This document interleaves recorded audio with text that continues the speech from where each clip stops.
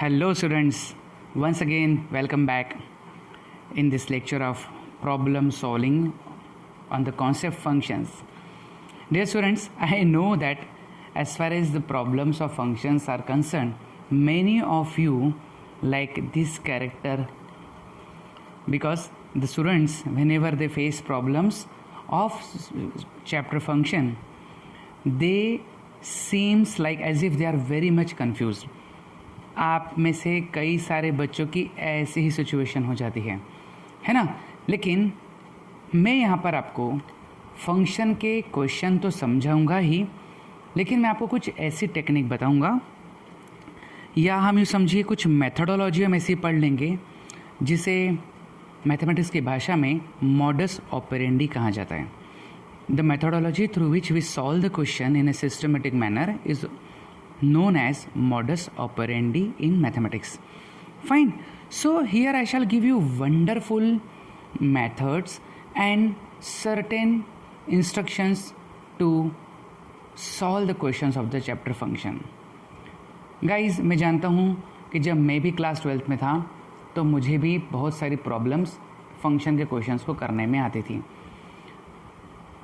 अगर मैं बात करूँ मेरे बचपन की, तो हमारे ज़माने में ऐसी टेक्नोलॉजी तो थी नहीं कि हम अलग अलग टीचर से ऑनलाइन पढ़ सकें.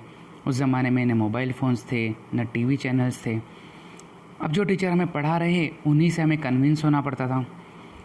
याद रखिए, आप कितने भी टीचर से पढ़ें, आपका जो टारगेट है लाइफ का वो है अपने मैथमेटिकल कॉन्सेप्ट को समझना. You should not compare any teacher. ठीक है, सब टीचर्स का अपना अपना एक तरीका होता है टॉपिक को पढ़ाने का. अगर आपको किसी का पढ़ाना पसंद नहीं आता है तो कोई बात नहीं है ना, आप किसी और टीचर से पढ़िए. Your goal should be very clear to you. Ultimately your goal is to score good marks in your board examinations. Fine. तो मैं चाहता हूँ कि इस तरह परप्लेक्स रहने के बजाय हम थोड़े से हैप्पी हो जाए और हम जब ये चैप्टर ये टॉपिक फिनिश कर ले तो आपके चेहरे पे भी ऐसे ही स्माइल आनी चाहिए और ये क्वेश्चन मार्क जो है वो हट जाने चाहिए, क्योंकि आपको क्वेश्चन के सॉल्यूशंस समझ में आ जाएंगे, ऐसा मुझे पूरा भरोसा है. ठीक है दोस्तों, तो चलिए शुरू करते हैं हम फंक्शन पर बेस्ड क्वेश्चंस. और थोड़ा सा इसके पहले हम ये भी बात करेंगे कि फंक्शन के बारे में हमने कौन कौन से टाइप्स को पढ़ा है, ताकि आपको ये पता रहे कि हाँ, इन्हीं कॉन्सेप्ट पर हमें क्वेश्चंस को सॉल्व करना है. दोस्तों, जब हम टाइप्स की बात करते हैं तो हमने फंक्शन में ये 4 कैटेगरीज ज़्यादा फोकस करी है. वन नेचर, जब डोमेन और कोडोमेन का हर एलिमेंट एक यूनिक एलिमेंट से जुड़ा हो. Many one function, that means जहाँ पर डोमेन के एक से ज़्यादा एलिमेंट किसी सिंगल एलिमेंट ऑफ कोडोमेन से जुड़े होते हैं. ऑनटो और इनटू का डेफिनेशन आपको बहुत क्लियर है कि जब कोडोमेन में कोई भी एलिमेंट ऐसा नहीं है जिसकी कोई प्री इमेज नहीं है, there is no such element in codomain which does not have any pre image, is called onto.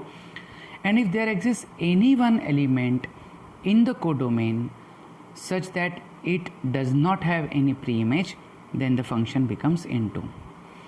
One का एक एक्स्ट्रा नाम है वो है इंजेक्शन, और ऑन्टो का एक एक्स्ट्रा नाम है सरजेक्शन. ये इंजेक्शन और सरजेक्शन आगे जाकर बनाते हैं बाइजेक्टिव और इन्वर्टिबल फंक्शन को, है ना. जो फंक्शन वन और ऑन्टो दोनों होगा उसे हम इन्वर्टिबल फंक्शन भी कहते हैं. दैट मीन्स उसमें डोमेन और को डोमेन में दोनों डायरेक्शन से फंक्शन को क्लियरली डिफाइन कर सकते हैं.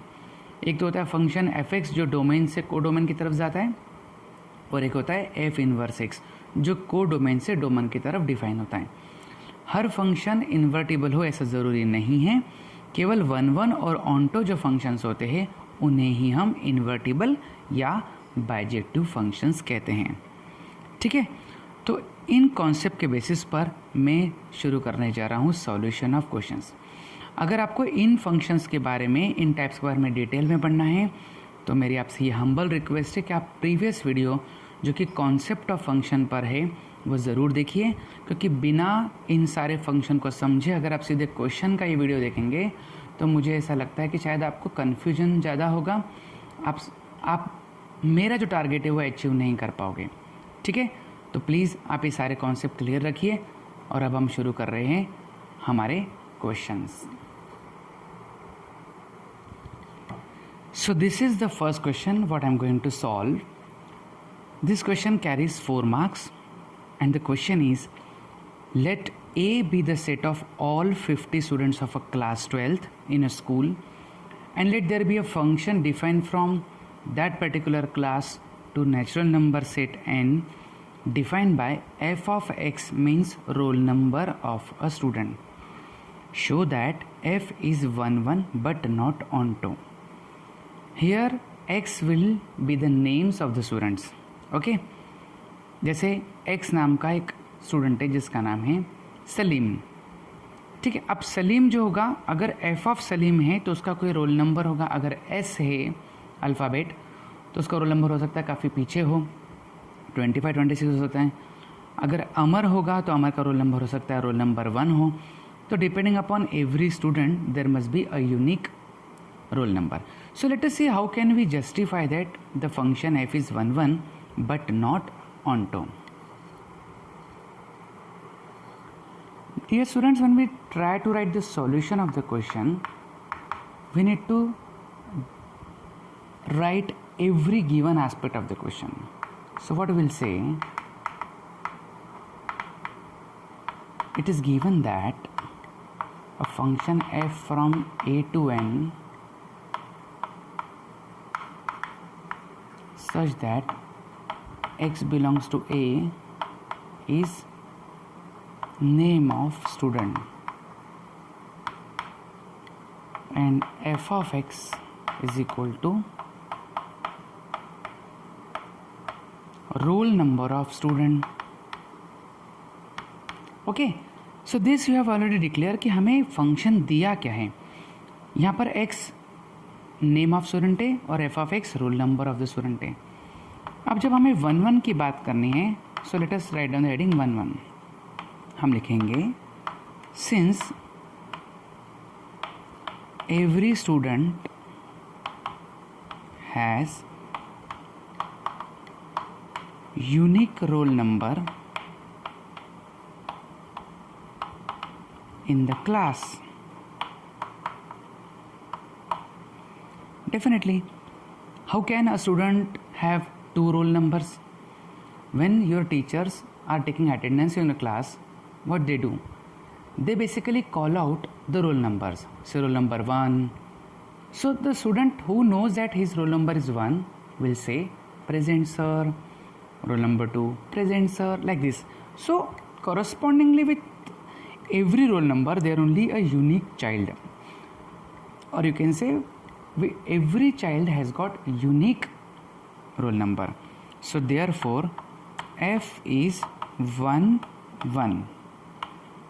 Clear.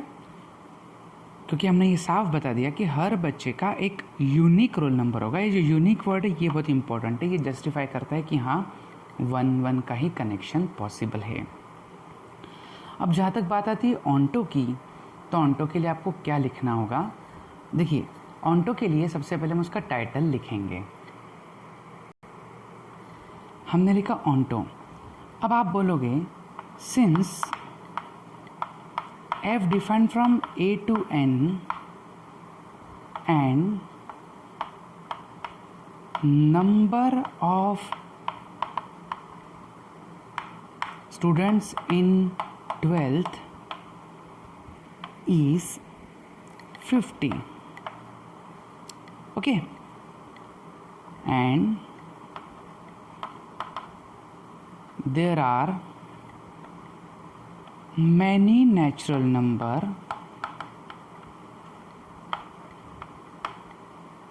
greater than 50.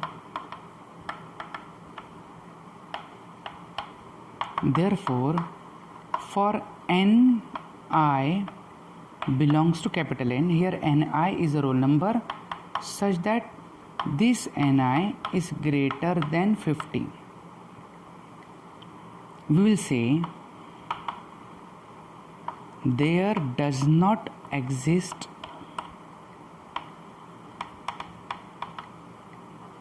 any name. अरे क्लास में अगर 50 स्टूडेंट्स ही है और आप 51 रोल नंबर बोलोगे तो क्या होगा? क्या कोई स्टूडेंट नंबर पॉसिबल है? अगर आपके क्लास में 50 स्टूडेंट्स है और टीचर अगर रोल नंबर बोलते जाए 49, 50, 51, 52 तो आप फट से बोलोगे क्लास में मैम हमारे क्लास में 50 स्टूडेंट्स आप आगे क्यों बोल रहे हैं। तो ऐसा इसका मतलब ये हुआ कि जो डोमेन है नेचुरल नंबर, इसमें बहुत सारे ऐसे नंबर्स होंगे जो कि 50 से बड़े हैं और उनके लिए कोई प्री इमेज नहीं है ना। तो हमने कहा there does not exist any name in set A, therefore f is not onto. Onto की ये कंडीशन होती है कि कोई भी एलिमेंट कोडोमेन का बचना ही नहीं चाहिए जिसकी कोई प्री इमेज ना हो, पर यहाँ तो काफ़ी सारे बच रहे हैं, इसलिए ये फंक्शन ऑन्टो तो हो नहीं सकता है। ठीक है, इस तरह आपको इस क्वेश्चन का सॉल्यूशन सिस्टमेटिकली अपनी कॉपी में बोर्ड एग्जामिनेशन के दौरान लिखना है।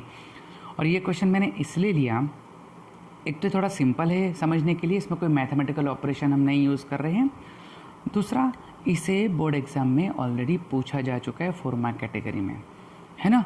तो आपको एक्चुअली फंक्शन के क्वेश्चन को सॉल्व करने के साथ साथ उन्हें कैसे लिखते हैं ये जानना बहुत ज़रूरी है। होता क्या है, बोर्ड एग्जामिनेशन में आपसे कुछ एक्सपेक्टेशंस रखे जाते हैं कि आप ऐसा लिखेंगे तो ही मार्क्स मिलेंगे। अब बताओ, अगर कोई युद्ध होने वाला हो, कोई फाइट होने वाली हो और उसके रूल्स आपको न बताए जाए तो क्या होगा? आप क्या युद्ध अच्छे से लड़ पाएंगे? मालूम पड़ा आपने युद्ध शुरू करा और आपने जिस तरह वार किया, जिस तरह हमला किया, सामने वाला बोलेगा नो नो नो ये तो रूल में है ही नहीं, आप रूल ब्रेक कर रहे हो। तो फिर आप भी तो बताओगे अरे पहले हमें रूल तो बताओ। इस तरह CBSE के भी रूल्स आपको जानना बहुत ज़रूरी है कि आखिर हम ऐसा क्या लिखें कि हमें पूरे 4 मार्क्स अवॉर्ड हो। ठीक है दोस्तों, चलिए अब हम देखते हैं सेकंड क्वेश्चन, और मैं एक्सपेक्ट करूँगा उसको आप खुद अपनी कॉपी में अच्छे से एक्सप्लेन कर पाओगे, फिर भी मैं आपकी मदद ज़रूर करूँगा। आइए देखते हैं वो सेकंड क्वेश्चन क्या है। So second question is show that function f such that from natural number to natural number given by fx is equal to 2 times of x is 1 1 but not onto। ठीक है, ये function कहता है कि x जो होगा वो एक नेचुरल नंबर होगा और उसका डबल हम करेंगे तो हमें एक नेचुरल नंबर ही मिलेगा, और आपको ये प्रूव करना है कि ये फंक्शन 1 1 तो है पर ऑन्टो नहीं है। अब जब आप इसका सॉल्यूशन लिखना शुरू करेंगे तो आपको मैंने क्या समझाया, आपको सबसे पहले उस फंक्शन के डेफिनेशन के हिसाब से आपको लिखना पड़ेगा। सिंस या given that f(n to n) defined by f of x is equal to 2x। ठीक है, ये आपने पहले डिसाइड कर लिया। अब आप जब उसका 1 1 नेचर प्रूव करने जाओगे तो आपको ये बोलना पड़ेगा for every x belongs to n there exist unique 2x belongs to n, है ना। कोई भी नेचुरल नंबर आप लीजिए, अगर उसका डबल करेंगे तो आपको कोई यूनिक नंबर ही मिलेगा। दुनिया में किसी भी नंबर के 2 डबल नहीं हो सकते। अगर 2 सेलेक्ट करा है तो 2 2 4, क्या 6 भी 2 का डबल होगा? नहीं होगा ना। इस तरह आप कह सकते हैं कि हर नंबर का डबल तो यूनिक ही होगा। तो आप यहाँ बोल सकते हैं हेंस द फंक्शन इज 1 1। अब जहाँ तक बात है ऑन्टो की, तो आप ज़रा सोचिए ऑन्टो कैसे प्रूव करेंगे, क्योंकि आपको natural number to natural number ही दिया है। अब आपको यही तो समझना है कि डोमेन कौन है। डोमेन है नेचुरल नंबर। नेचुरल नंबर के सेट में 1 2 3 4 5 6 7 8 सो ऑन ऐसे नंबर आएंगे दोस्तों, उसमें कुछ इवन होंगे और कुछ ऑड होंगे। ठीक है, अब डोमेन के जो नंबर नेचुरल नंबर है, हर नंबर का डबल अगर आप करोगे तो वो हो गया 2 का मल्टीपल मतलब इवन। 1 का डबल 2, 2 का डबल 4, है ना, 3 का डबल 6। तो जो राइट हैंड साइड पर कोडोमेन है वो नेचुरल नंबर है, उसमें भी ऑड इवन होंगे।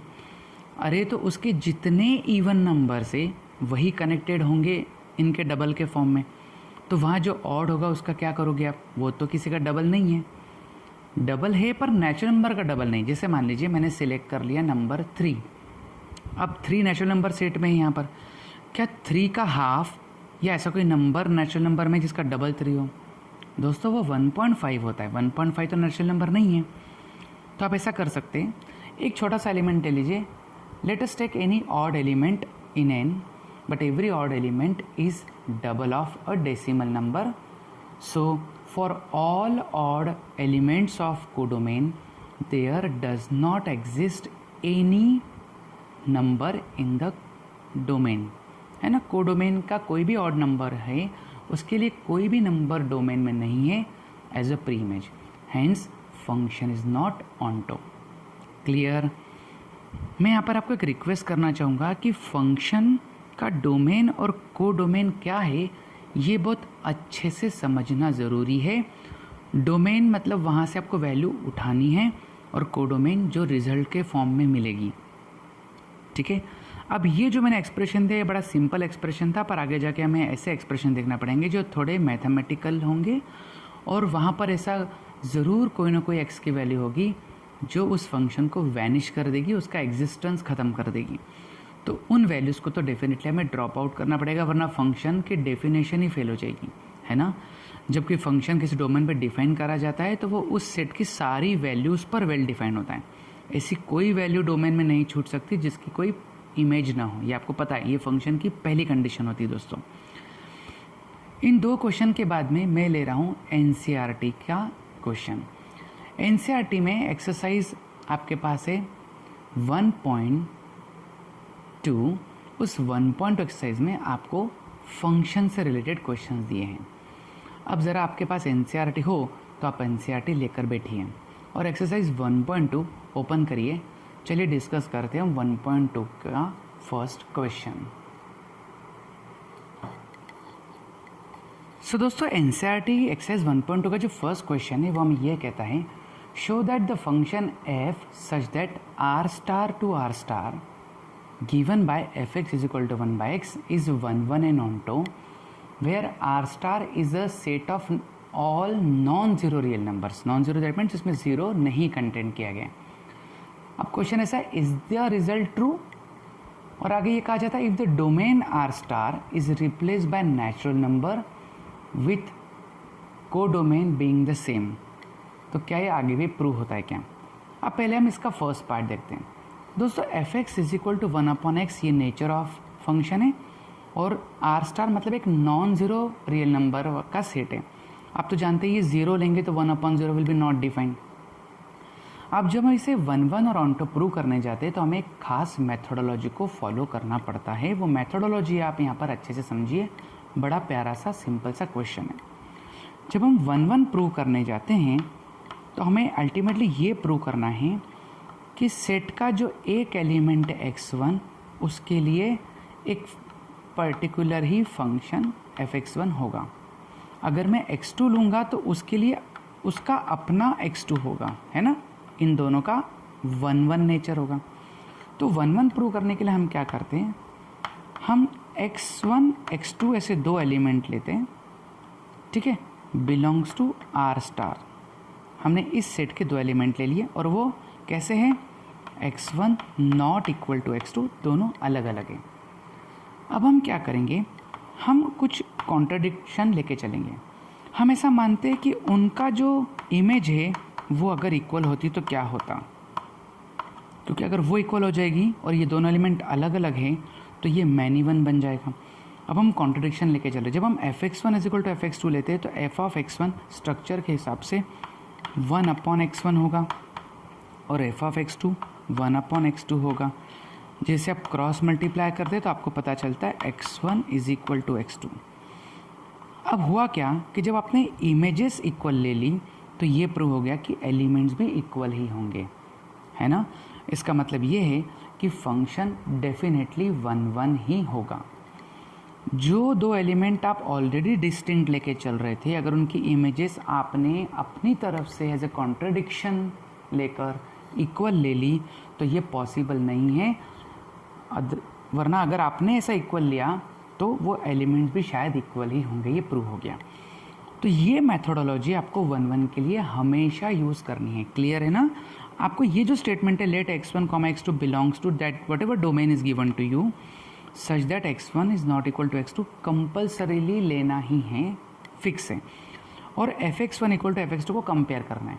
आपको जो भी फंक्शन का नेचर दिया होगा दोस्तों, उस हिसाब से आप x1 x2 की वैल्यू निकालेंगे और आपको किसी भी हालत में x1 इक्वल टू x2 तक पहुंचना होगा, तभी आप प्रूव कर पाएंगे कि ये 1 1 है।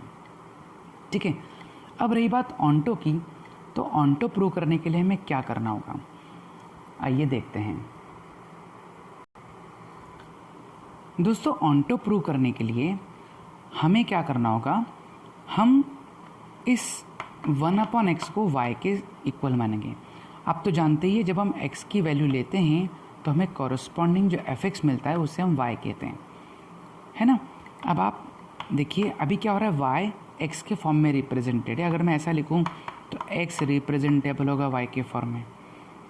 आप बताइए y होता क्या है, y होगा कोडोमेन का एलिमेंट। कोडोमेन का एलिमेंट खुद ही कैसा है, नॉन ज़ीरो रियल नंबर है। यहाँ पर y strictly not equal to zero है। इसका मतलब हर वो y जो ज़ीरो नहीं है उसका 1/y करने से हमें डेफिनेटली एक x ज़रूर मिलेगा, ठीक है ना। अगर y की जगह मैं ज़ीरो पुटअप करूँ तो 1/0 विल बी नॉट डिफाइंड, पर ज़ीरो तो अलाउड ही नहीं है एज़ पर द कोडोमेन। इसका मतलब for each y there exist x, और जैसे आपने ये लिखा कि हर y के लिए वहाँ पर एक x होगा, तो फिर आप कह सकते f इज़ ऑन्टो। ठीक है, तो ये दो तरीके आपको हमेशा 1 1 ऑन्टो के लिए यूज़ करने हैं। 1 1 के लिए x1, x2 दो एलिमेंट लेंगे, और ऑन्टो के लिए उस पूरे फंक्शन को y मान के, अगर y को x के फॉर्म में रिप्रेजेंट किया है तो आपको ठीक उल्टा करना है, x को y के फॉर्म में रिप्रेजेंट करना है, और फिर देखना है y की ऐसी कौन सी वैल्यूज़ उसे वैनिश कर रही है। अगर वो वैल्यूज़ आपके पास अवेलेबल है कोडोमेन में जिसके लिए x नहीं मिल पा रहा है, तो फिर ये ऑन्टो नहीं होगा। लेकिन ऐसी कोई वैल्यू नहीं है जो वैनिश कर सके, तो डेफिनेटली ये ऑन्टो होगा। ये तो बात हुई क्वेश्चन के फर्स्ट पार्ट की। क्वेश्चन में आगे हमें ये भी कहा गया है कि अगर हम इसके डोमेन को बदल दें और डोमेन को बदल के नेचुरल नंबर कर दें और कोडोमेन को ऐसा का ऐसा ही रखें, तो क्या लगता है आपको, अभी भी ये फंक्शन 1 1 या ऑन्टो होगा? देखिए, जहाँ तक बात x1 x2 की है, तब भी ये वही रहेगा 1/x1 is equal to 1/x2, where x1 x2 both are natural number, तो x1 इक्वल टू x2 तो आ जाएगा 1 1। लेकिन क्या ये ऑन्टो होगा? ठीक है, ऑन्टो के लिए क्या करना होगा आपको, जब आप y is equal to 1/x define करेंगे, आपकी बार x 1/y होगा। अब ये नॉन ज़ीरो रैशनल नंबर है, ठीक है। रैशनल नंबर में मान लीजिए मैं 2 रख देता हूँ, 1/2 तो x की वैल्यू क्या हो जाएगी 0.5। अरे पर x तो नेचुरल नंबर के सेट में है, नेचुरल नंबर में भला कोई ऐसा x है क्या 1.5 जो हमारे इस y इज इक्वल टू 2 के लिए सेटिस्फाई कर सके? इसका मतलब ये फंक्शन इस कंडीशन में ऑन्टो नहीं है। ऐसे बहुत सारे रैशनल नंबर्स होंगे जिनका रेसिप्रोकल करने से हमें फ्रैक्शनल वैल्यू या डेसिमल वैल्यू मिलेगी, पर डेसिमल वैल्यू x जो कि नेचुरल नंबर ऑफ सेट लिया गया है वो पॉसिबल ही नहीं है। इसलिए हम ये कहेंगे this case will be 1 1 but not onto. Clear है फर्स्ट क्वेश्चन अच्छे से? ओके, चलिए अब हम बढ़ते हैं एनसीईआरटी के सेकंड क्वेश्चन की ओर, जिसे हम थोड़ा क्विकली डिस्कस करेंगे क्योंकि सेकंड क्वेश्चन में हमें बहुत सारे पार्ट्स दिए हैं, है ना। आइए देखते हैं सेकंड क्वेश्चन हमें क्या पूछता है। सेकंड क्वेश्चन का दोस्तों जो फर्स्ट पार्ट है वो हमें एक फंक्शन डिफाइन करके दे रहा है, natural number to natural number, और उसका स्ट्रक्चर है f(x) इक्वल टू x²। अब आपको ये बताना है इसकी इंजेक्टिविटी और सर्जेक्टिविटी। इंजेक्टिविटी का मतलब है 1 1 नेचर और सर्जेक्टिविटी का मतलब है ऑन्टो नेचर, याद है ना आपको। अब जहाँ तक बात है 1 1 की, आप खुद बताइए, जब भी आप कोई नेचुरल नंबर सिलेक्ट करेंगे f(x), तो आपको नहीं लगता है कि उसका जो परफेक्ट स्क्वायर होगा वो हमेशा एक यूनिक होगा ना। अरे 1 का स्क्वायर करा तो मुझे 1 मिलेगा, 2 का स्क्वायर करा तो मुझे 4 मिलेगा, 3 का स्क्वायर करा तो मुझे 9 मिलेगा, इस तरह यूनिक रिलेशन मिलेगा। अब जहाँ तक बात है ऑन्टो की, तो क्या ऐसे कोई एलिमेंट्स नेचुरल नंबर के सेट में हैं इनके अलावा? जैसे 1 के बाद 2 और 3 भी है, पर 2 और 3 तो किसी के स्क्वायर ही नहीं है। इसका मतलब 2 और 3, 5, 6, 7, 8 ऐसे बहुत सारे नंबर है जिसकी कोई प्री इमेज नहीं है। दैट मीन्स उसका कोई स्क्वायर रूट पॉसिबल नहीं है। स्क्वायर रूट तो आएगा पर वो नेचुरल नंबर नहीं आएगा। इसलिए ये जो फर्स्ट क्वेश्चन है ये 1 तो है पर ऑन्टो नहीं है। ठीक है, अब सेकंड क्वेश्चन में आपको फंक्शन की डेफिनेशन इंटीजर सेट पर डिफाइन कर दी। अब आप खुद सोचिए, अभी भी फंक्शन यही है और इंटीजर पे क्या ये जस्टिफाई हो पाएगा? अब आप बताइए, अगर आप इंटीजर में तो प्लस माइनस सभी होते हैं, है ना? अगर प्लस माइनस में आप नंबर लेंगे तो उसका परफेक्ट स्क्वायर तो प्लस ही आने वाला है, लेकिन 1 का स्क्वायर आपको 1 मिलेगा और -1 का स्क्वायर आपको फिर से 1 मिलेगा। ठीक है, तो ये 1 तो हो ही नहीं सकता, ये तो मैनी 1 हो गया, तो ये फंक्शन इंजेक्टिव नहीं है। यहाँ पर दो एलिमेंट +1 और -1 स्क्वेयरिंग करके सिंगल एलिमेंट से कनेक्ट होंगे, तो ये मैनी 1 नेचर को शो करता है। अब जहाँ तक बात है सर्जेक्टिविटी की, तो आप भी जानते हैं अगर हम इस सेट में कोई भी एक नंबर ले लें, मैं तो नेगेटिव ही ले लेता हूँ, मान लीजिए मैंने -2 ले लिया, -2 मतलब वो यहाँ पर किसी का स्क्वायर होना चाहिए एज पर द नेचर, पर -2 तो किसी का स्क्वायर नहीं है ना, क्योंकि आप तो इंटीजर्स में से स्क्वायर ढूंढ रहे। इस तरह आप ये प्रूव कर सकते हैं कि सेट, अगर हम सेट बदल दे डोमेन और कोडोमेन के, तो ये फंक्शन न तो 1 है और न ही ऑन्टो। तो इस सेकंड क्वेश्चन में आपको जो पार्ट्स दिए वो हर बार उसमें डोमेन और कोडोमेन को बदला है, खासकर थर्ड पार्ट तक। थर्ड में भी सेट रियल नंबर से रियल नंबर कर दिया है। अब आपको खुद सोचना है कि क्या अब भी ये 1 या ऑन्टो रहेगा। अच्छे से विचार करिए और सारे थर्ड फोर्थ फिफ्थ पार्ट के आंसर अब आप खुद लिख सकते हैं। आपको बस ये देखना है कि 1 में यूनिक कनेक्शन हो और ऐसे एलिमेंट वहाँ पर नहीं होने चाहिए कोडोमेन में जिसकी कोई प्री इमेज ना हो। ठीक है, तो ये तो हुआ एनसीईआरटी का ये सेकंड क्वेश्चन। अब हम बढ़ते हैं कुछ नए सवालों की ओर, जहाँ पर हमें कुछ और एक्स्ट्रा सीखने को मिलेगा। ये है थर्ड क्वेश्चन। थर्ड क्वेश्चन में आपको फंक्शन डिफाइन करा है all real number two all real number, fine, और उसकी डेफिनेशन है कि वो एक ग्रेटेस्ट इंटीजर फंक्शन है। आपको इसकी डेफिनेशन तो क्लियर होगी। ग्रेटेस्ट इंटीजर फंक्शन का मतलब होता है it indicates the greatest integer less than और इक्वल टू x। ठीक है, अब जब इसके 1 की बात करेंगे तो मैं आपको ऐसा समझाता हूँ। अगर मान लीजिए आपने f ऑफ 1.2 ले लिया, है ना, 1.2 मतलब उसका ग्रेटेस्ट इंटीजर नंबर 1.2, 1.2 से जस्ट इमीडिएट छोटा इंटीजर कौन है? 1 ही है। अगर आपने 1.9 ले लिया होता तो 1.9 से इमीडिएटली छोटा इंटीजर फिर से 1 ही है, पर 1.2 और 1.9 तो अलग अलग क्वांटिटी है ना, तो डेफिनेटली ये फंक्शन 1 है क्या? नहीं है। f इज़ नॉट 1, क्योंकि दो अलग अलग वैल्यूज़ के लिए सेम fx की वैल्यू आ रही है, तो ये तो मैनी 1 नेचर हो गया। अब जहाँ तक बात है इसके ऑन्टो होने की, तो आपको इस डोमेन को डोमेन से एक ऐसा एलिमेंट सिलेक्ट करना होगा जिसकी कोई प्री इमेज ना हो। अब मान लीजिए आपने अपने कॉपी में 0.7 बिलोंग्स टू r ले लिया। अब आप बताइए क्या ऐसा कोई मेरे पास x पॉसिबल है जिसका ग्रेटेस्ट इंटीजर 0.7 हो? अरे 0.7 तो इंटीजर ही नहीं है, पर रियल नंबर में तो काउंट होता है ना।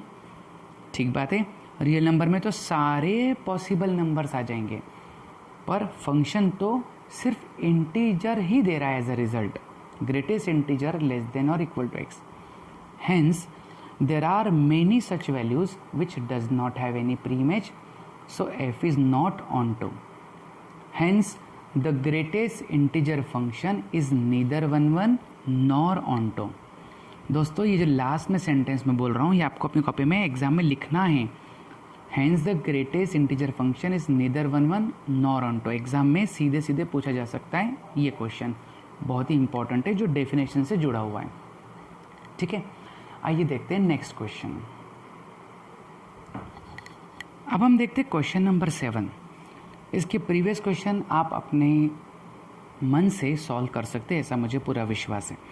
अब मैंने 7 क्वेश्चन इसलिए लिया है कि ये एक स्पेशल मैथमेटिकल स्ट्रक्चर पर बेस्ड है।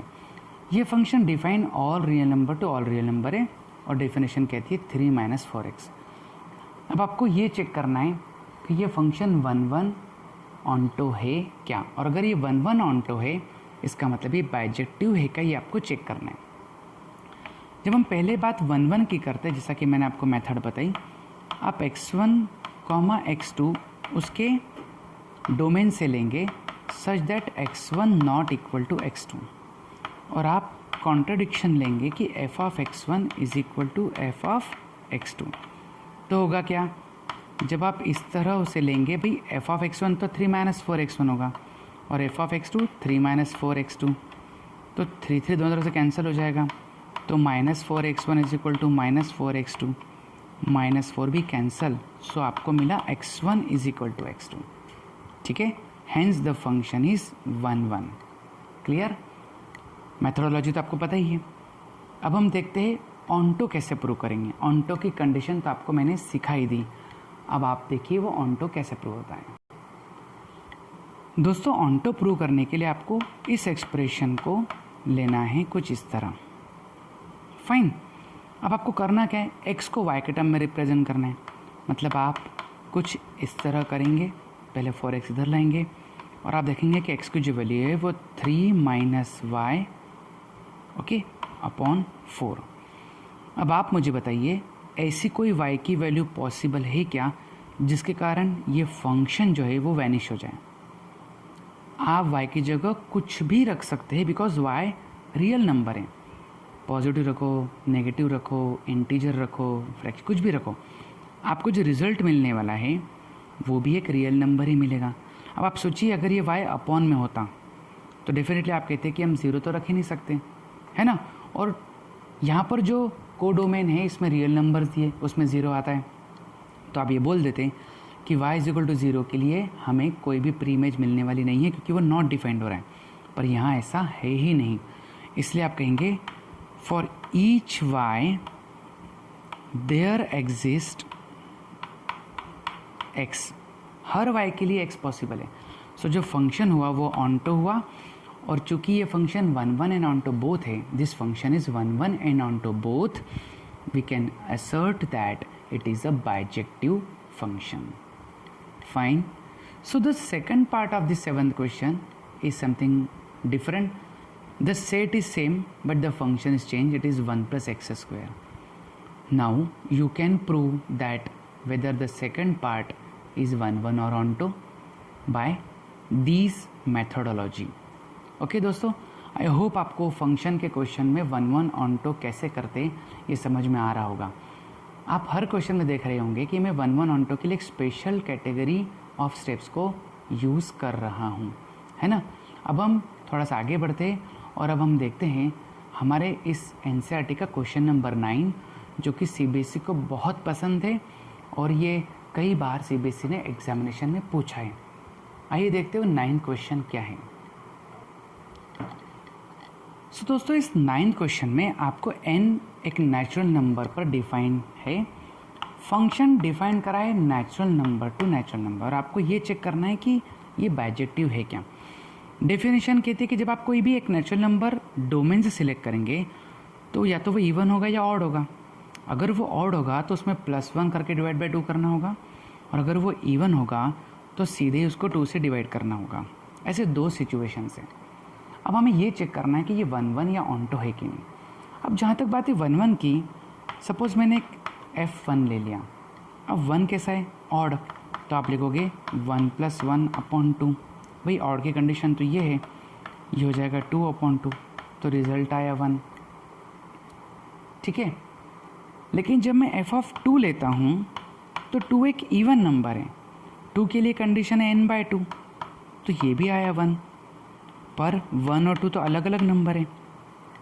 इस एग्जांपल से हम ये कह सकते हैं कि f(1) भी 1 है और f(2) भी 1 है, इसलिए द फंक्शन इज़ नॉट 1. ये तो बड़ा आसान हो गया, हमने इसको 1 जस्टिफाई कर दिया। अब जहाँ तक बातें ऑनटो की, तो हमें कुछ बातें यहाँ पर समझनी होगी, हमें कुछ केसेस लेना पड़ेंगे।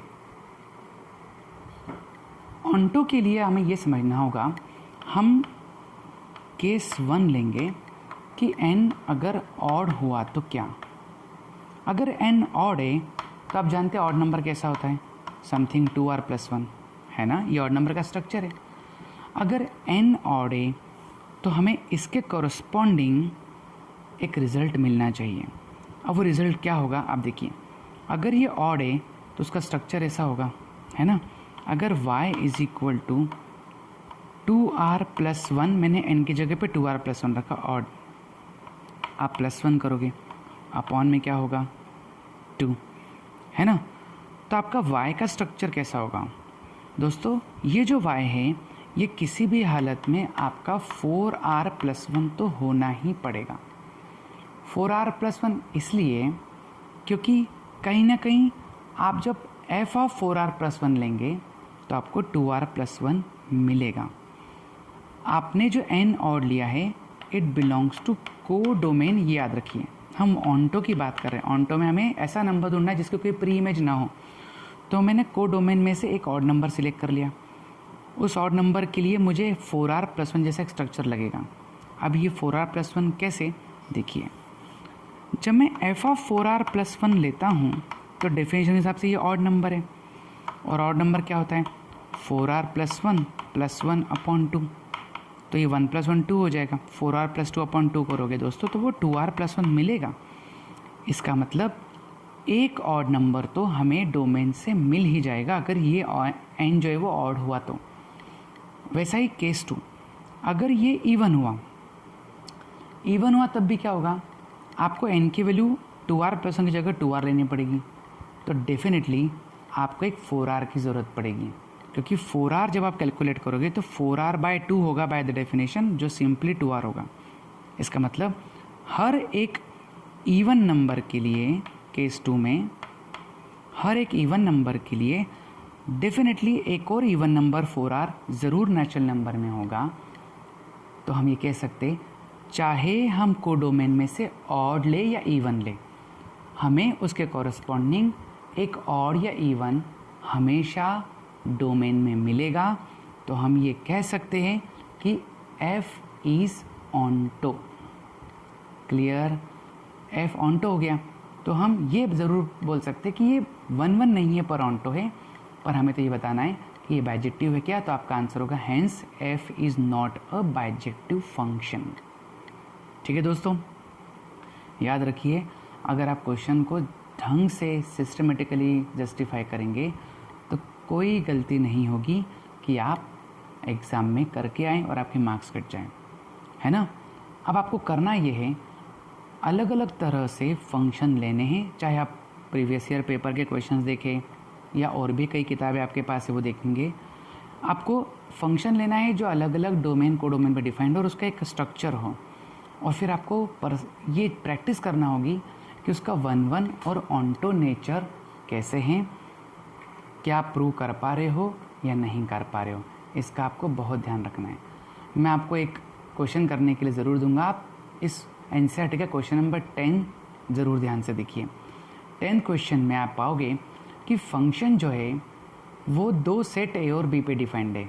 आप देखिए अपने एनसीईआरटी में ए दिया है capital R -3, that means all number except 3, और बी दिया है कैपिटल R एक्सेप्ट 1, और एक फंक्शन आपको डिफाइन करा है। वो जो 10th क्वेश्चन है उसमें फंक्शन की डेफिनेशन जो आपके लिए दी है वो है f of x equal to x -2 upon x -3। ठीक है, जहाँ तक बात है 1 1 की, तो आपको मैंने बताया आप x1, x2 लोगे, तो जहाँ पर x है वहाँ x1 रखिए, एक बार x2 के दोनों को कंपेयर कीजिए, आप देखेंगे ये दोनों इक्वल आएंगे, x1 इक्वल टू x2 मिल जाएगा। जब आप ऑन्टो की बात करेंगे तो आप y की डेफिनेशन के हिसाब से लिखेंगे, है ना। अब आपको x को y में रिप्रेजेंट करना है, तो आपके पास ऐसा स्ट्रक्चर होगा। जब आप x कॉमन लेते हैं तो y -1 आपको मिलने वाला है ना, 3y + 2, और x की वैल्यू आपको मिलने वाली 3y + 2 अपॉन y -1। अब ये स्ट्रक्चर आप ध्यान से देखिए, ये स्ट्रक्चर कहता है कि अगर आपने y की वैल्यू 1 पुटअप कर दी तो ये वैनिश हो जाएगा, एनीथिंग कॉमन 0 नॉट डिफाइंड। पर y लेते कहाँ से आप y लेते हैं को डोमेन से, और को डोमेन जो आपको दिया है वो बहुत ही clearly all real number except 1 दिया है। इसका मतलब क्या, आप 1 रख ही नहीं सकते। सो here you can directly say for each value of y there exists unique value of x, so the function is a onto function। ठीक बात है दोस्तों, आई होप आपको फंक्शन के ये क्वेश्चन अच्छे से समझ में आ गए होंगे। आप जितने ज़्यादा फंक्शन के क्वेश्चन ट्राई करेंगे और हर बार ये स्टेप्स 1-1 ऑनटो की लिखेंगे तो डेफिनेटली आप रिजल्ट तक पहुंच जाएंगे। अब एक छोटी सी बात हम एक्स्ट्रा यहाँ पर पढ़ लेते हैं। जैसा कि मैंने आपको कहा कि ये फंक्शन जो 1-1 और ऑनटो होता है वो इन्वर्टिबल कहलाता है, बाइजेक्टिव। अब 1-1 ऑनटो तो आपको प्रूव करना पड़ेगा। एक एक्स्ट्रा पार्ट आपसे यहाँ पर पूछा जा सकता है कि फाइंड एफ इनवर्स एक्स, है ना। अब आपको एफ इनवर्स एक्स ढूंढना है, तो ये जो लास्ट स्टेप आपने यहाँ लिखी है x = 3y + 2 अपॉन y - 1, ये उस रिवर्स नेचर को प्रूव करती है। तो आपको सिर्फ क्या करना है, x की जगह पे एफ इनवर्स एक्स लिखना है और जहाँ y है वहाँ पर x रख देना है। ये हो गया आपका फाइनल आंसर। 1-1 ऑनटो के बाद आपको इन्वर्टिबिलिटी प्रूव करने को मिल जाएगा और फिर आपको एफ इनवर्स एक्स ढूंढना पड़ेगा। दोस्तों ये इसलिए मैं समझा रहा हूँ क्योंकि जब आपने x डोमेन से लिया था और y को डोमेन से लिया था तब वो फंक्शन कहलाता था f(x). जब रिवर्स में आओगे तो उसका नाम क्या है, एफ इनवर्स एक्स। मतलब यहाँ से ली गई वैल्यू को एफ इनवर्स एक्स कहा जाएगा और जो रिजल्ट है, ठीक है, वो x के स्ट्रक्चर में आएगा। इसलिए आपको लास्ट में ये स्टेप लिखनी होगी। फिर मैं कह रहा हूँ कि जब आप रिप्रेजेंट कर लेंगे फाइनली x को y के टर्म्स में, है ना, तो आपको करना क्या है, x की जगह पे एफ इनवर्स एक्स लिखना है और y की जगह पे x लिखना है। बस ये आपको 2 मार्क्स इसके मिल जाएंगे। इस तरह आप फंक्शन को नॉट ओनली इन्वर्टिबल प्रूव कर पाएंगे और साथ ही साथ आप लास्ट में उस इन्वर्स फंक्शन का नेचर कैसा होगा ये आप लिख पाएंगे, जिसके एक्स्ट्रा मार्क्स आपको होते हैं। तो जब इन्वर्टिबिलिटी की बात करेंगे दोस्तों तो ये क्वेश्चन 6 मार्क कैटेगरी में आएंगे, है ना। 1-1 ऑनटो को प्रूव करने के लिए आपको टोटल 5 मार्क्स मिलेंगे और 1 मार्क एक्स्ट्रा मिलेगा जब आप एफ इनवर्स एक्स का स्ट्रक्चर शो करेंगे। तो हमने यहाँ पर आपको फंक्शन पर बेस कुछ क्वेश्चन समझाए और आई होप आपको वो समझ में आए होंगे। अगर आपको ये वीडियो अच्छा लगा है, मैं आपसे रिक्वेस्ट कर रहा हूँ कि आप प्लीज़ कमेंट बॉक्स में ज़रूर लिखिए about your feedback that you are understanding well through such videos. We will meet again with some more concepts of function. Okay, thank you very much.